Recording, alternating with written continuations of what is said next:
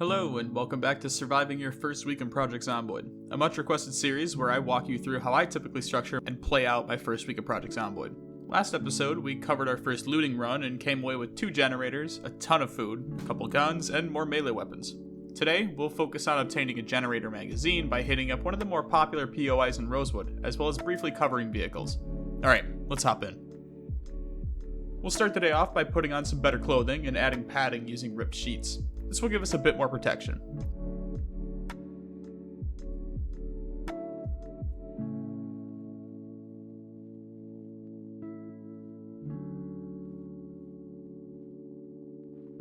After that, we can start burning through some of the books and magazines that we've collected while waiting for Life and Living to wrap up.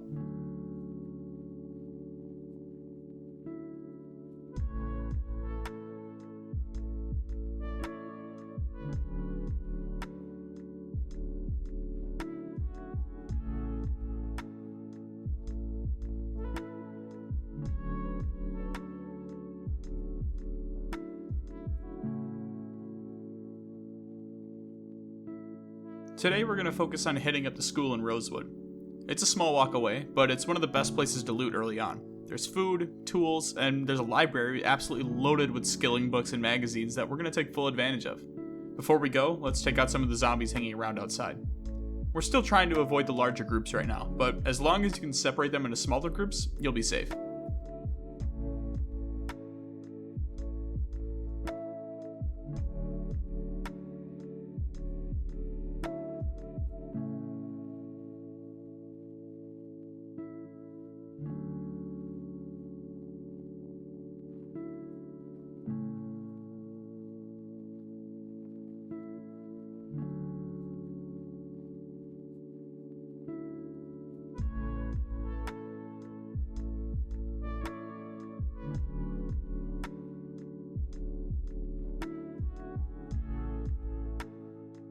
You'll see me take on a decent sized horde right here, which was really stupid of me considering I could have just lured them into the woods and fled, which I inevitably end up doing. This was really a waste of time and stamina and something you should avoid during your early days. A good rule of thumb is anything more than 2 to 3 zombies in the first few days isn't worth fighting unless they're at your base.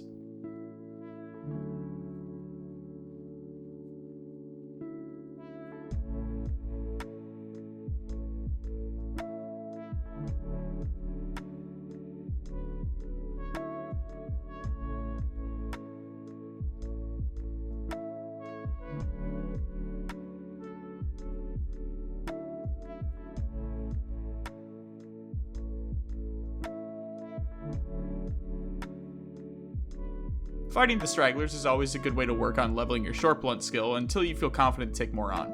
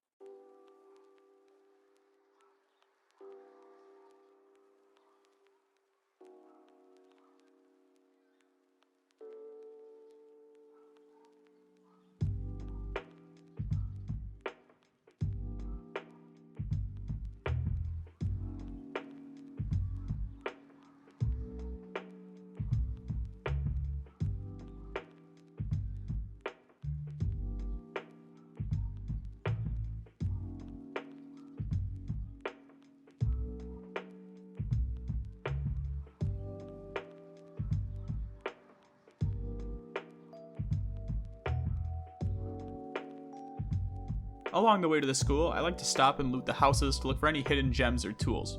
It's important to prioritize what you loot here. In this case, I'm looking for water bottles, a backpack or duffel bag, and any hammers or short blunt weapons that I can keep on me. Remember, the big target is still the school, so you don't want to be over your limit before even reaching the school. If you find a perfect house, either loot that and head back to base, or mark it on your map so you know where to head back to.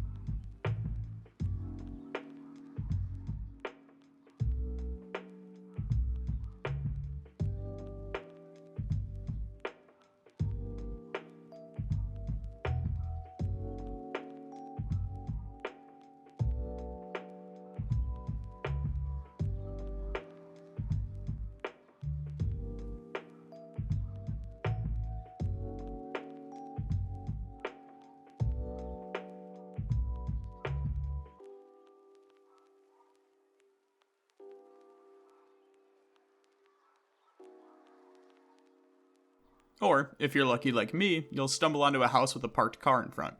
If you do find a working vehicle, it's important to clear out the area before checking it out. Zombies can hide anywhere, and especially in a game like Project Zomboid, the last thing you want to do is get bitten through an open window because you didn't take the time to look in the trees for any stragglers.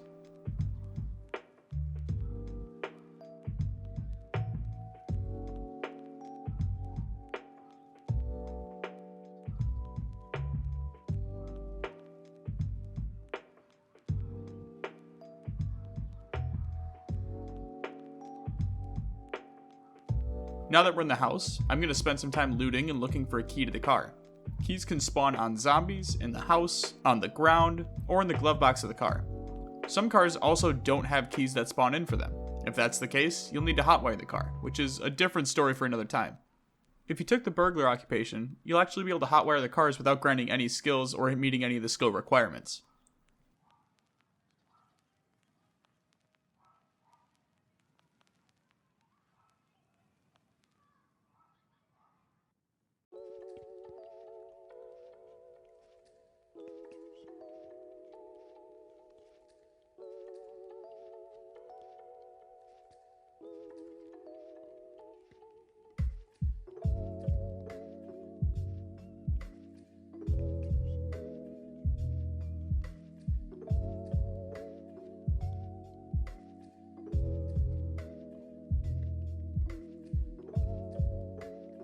I'm going to leave the car on the other side of the fence so that it doesn't attract any more zombies to the area, but also have an escape if there's any hordes inside, since they can't jump the fence with me.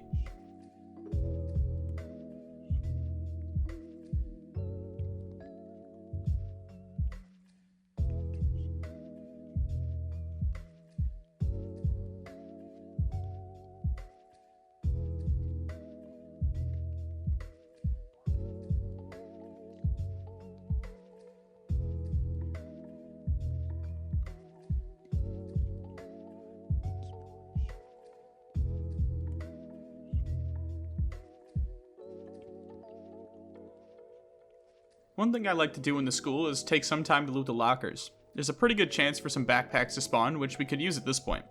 There's also food or lunch bags in the lockers that we can use to keep putting on more weight.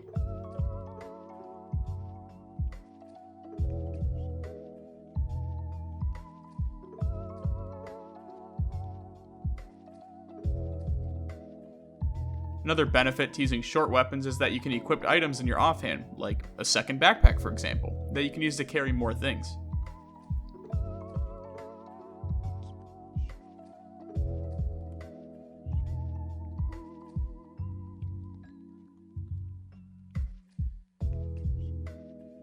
So here's the library. We're really interested in Volume 1 books at the moment, since we can always come back and grab more. This is also one of my luckier runs of Project Zomboid, since we found not only the Generator magazine here, but we also found the Herbalist book so early on. This is easily one of the best magazines in the game, since it allows you to tell which plants are poisonous and unlocks a ton of recipes for herbal remedies that you can use with a mortar and pestle. It's a huge lifesaver if you want to focus on foraging as a viable food source for your start.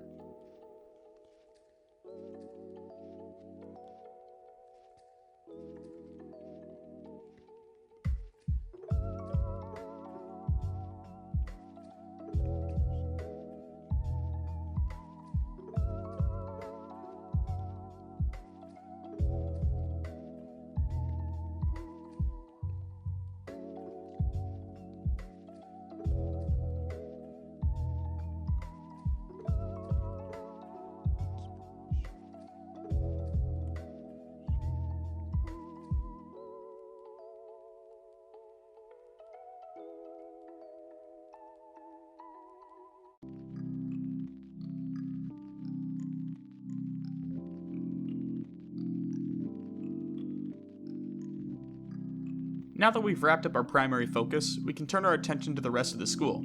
There's a small medical room that we can loot for bandages and disinfectant, and a teacher's lounge that has a chance to spawn ice cream, which who doesn't love ice cream?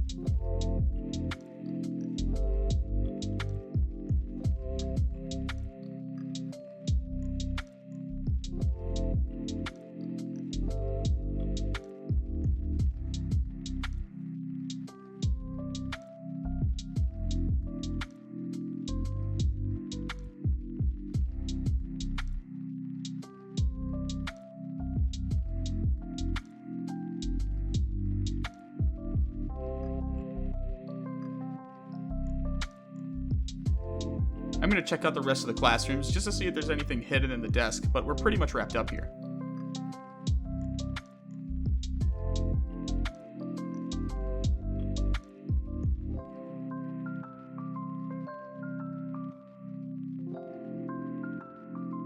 I'll end with the kitchen and take the ground beef and really just all the frozen meat, since we can bring that back and refreeze it for now.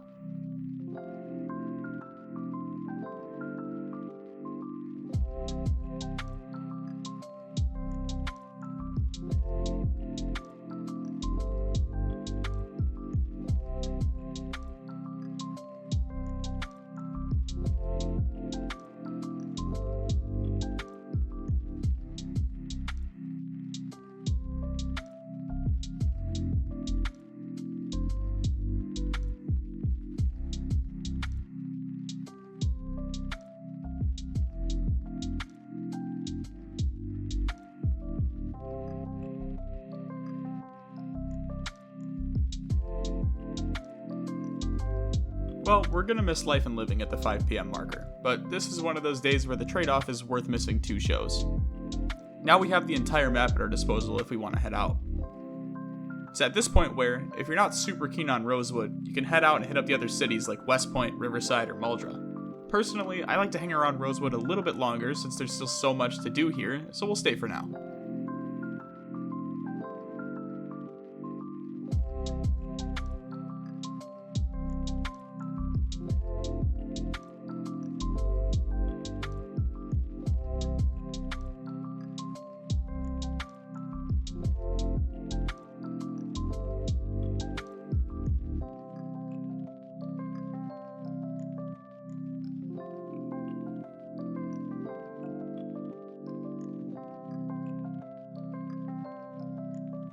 I'm going to end the day by organizing all of the stuff I'd collected from the school run today, but that's about it for the day.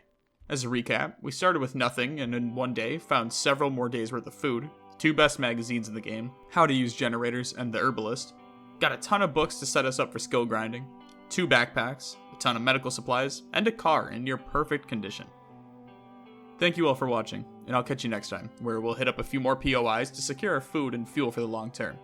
A big thank you to my YouTube members who make it possible for me to make these kind of videos. I appreciate you all, and as always, thanks for stopping by.